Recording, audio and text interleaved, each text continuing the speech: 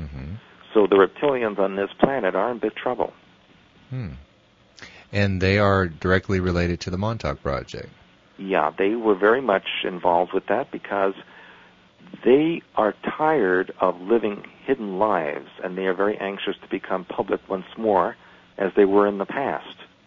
And in order to do that, they are literally blitzing the media with reptilian-like programs and shows, especially for children. Mm-hmm. And they're preparing adults through electromagnetic transmissions for the public appearance of reptilians.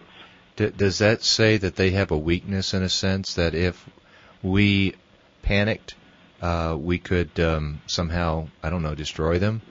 And they're looking to integrate with us? Well, one of their biggest weaknesses is that they are not very spiritually minded. They don't have a lot of psychic ability. Mm-hmm. They rely a lot on technology, and they rely a lot on controlling others through technology. And so the biggest threat to them is people having control of their own minds. Because if you do have control of your minds, it's very difficult for them to gain control of the mind pattern of the species. Mm-hmm. So it's in their best interest if we have a community-like behavior or a hive mentality rather than individuality. Mm-hmm. Well, both Preston and Al talked about this experience with the Draco at Montauk. That's what they called him. Yeah. And they said he seemed to be the one calling the shots. Now, Preston didn't like him very much at all. I know. In fact, he said that the Draco called him a Pleiadian dog. Yeah, I remember that. I remember. Al, on the other hand, said that he was a bit arrogant, but after several meetings, the two of them sort of struck a basic friendship. Did you ever actually see or meet this Draco? There was more than one. Mm-hmm. You see, there are 7 different species of reptilian. Wow. Each one is like a hierarchy. Mm-hmm. In fact, the Hindu caste system is based on the reptilian hierarchy. And it goes all the way from the winged reptilian, the tall ones, who were the leaders and would be the Brahmins, so to speak, all the way down to a very small, diminutive worker type, which were a different color, had no tail, no wings, and they were very weak. And they would be like the untouchables. Mm-hmm. So there was a wide range. Now, in Montauk, there was this very tall winged reptilian, and he was very, very powerful. I only saw him from a distance, but I remember on many occasions being in the room, the experimentation room, which was surrounded by glass, and seeing him on the other side of the glass.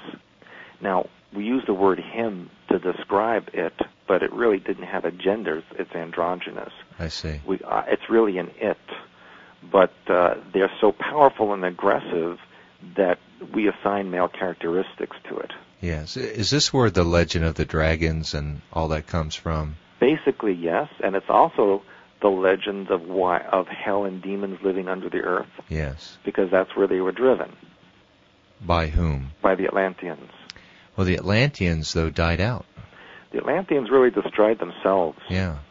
And it was after the destruction of the Atlantean continent that the reptilians, who were now underground, decided to retake the surface. Mm-hmm. But by then, to show themselves would create a lot of fear and panic among the population. So what they did was start a hybridization program where they actually created a royalty or elite group that infiltrated many cultures and became their leaders.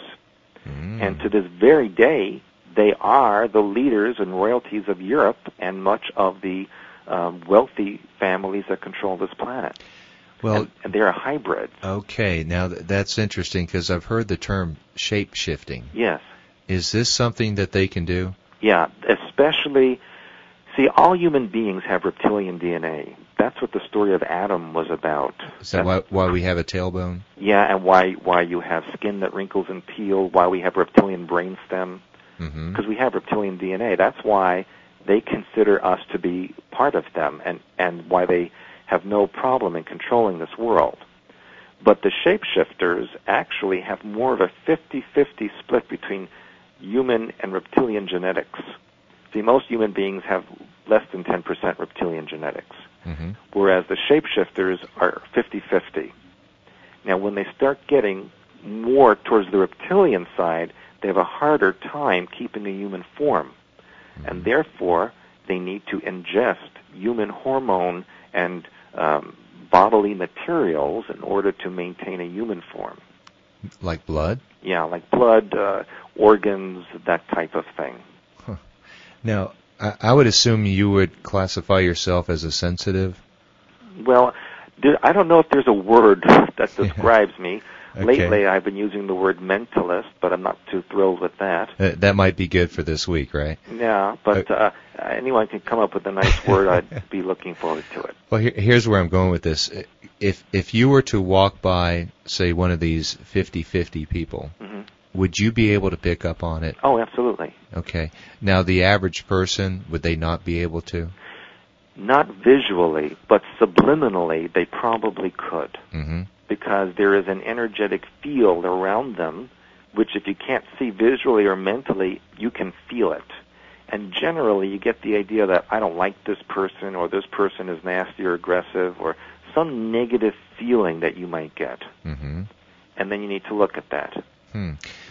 Are there any people that you know of that would, that the listener to this would be able to identify as, that you know they're a reptilian, that the listener would know? Well, just take a look at the royal family of England. Of England, or okay. any of the royal family in Europe, because they're all related. And in fact, even most of the presidents of the United States. You say most of the presidents? Not all of them, but most of them. Huh. Well, I know it's very interesting that they all have some relationship to a royal family in England or Scotland. Exactly. And so you think that's where they get the DNA from? Oh, that's exactly where it comes from. They're all related to Charlemagne. Huh. Then at Montauk, who would you say actually ran the show? Well, there was John von Neumann. And then there was this tall reptilian whom, again, I didn't have direct contact with him, but I did see him, and we all knew to stay away from him. And then during the years, I had many different controllers who would be, or I should say overseers, who would be in charge of what I would be doing. Now, I was in no way high up in any ranks. However, the anomaly for me was that I survived a lot of it. They told me that less than 1% of the people who were experimented upon actually survived. And of that 1%, very few were able to function to any degree normally. And because I was able to do that, I became an anomaly for them. And so they allowed me more freedoms than they did the others. Wow. And eventually, I moved up from being a guinea pig, if you want to use that term, to being one who actually prepared the other children for work with some of the psychics and for some of the experimentations. Well, let's get into this program and the process of the program itself. So, as I understand it, the program was to create a mind control slave? That's how it started out. Okay, were you involved with this program at that point? Yes, I was. I was there from the beginning. From the very beginning? Yeah. How did you get recruited into this? Well, I was about to explain. My great-uncle was the first president of the Soviet Union. And because of that, my family was very closely followed in this country and basically used for purposes on this side of the Atlantic. Okay, because there would have been some DNA associated with him, right? Absolutely. Okay, it seems like they always track the DNA. They go along family lines, yes. Yes, okay. So you were tracked, and then how did you get into it? Did they grab you, or? Well, it wasn't like they grabbed me, but even from childhood, I can remember even being 2 and 3 years old where my grandmother's husband, who was a Mason, 33-degree Mason, would take me to areas where these other little children were being abused, threatened,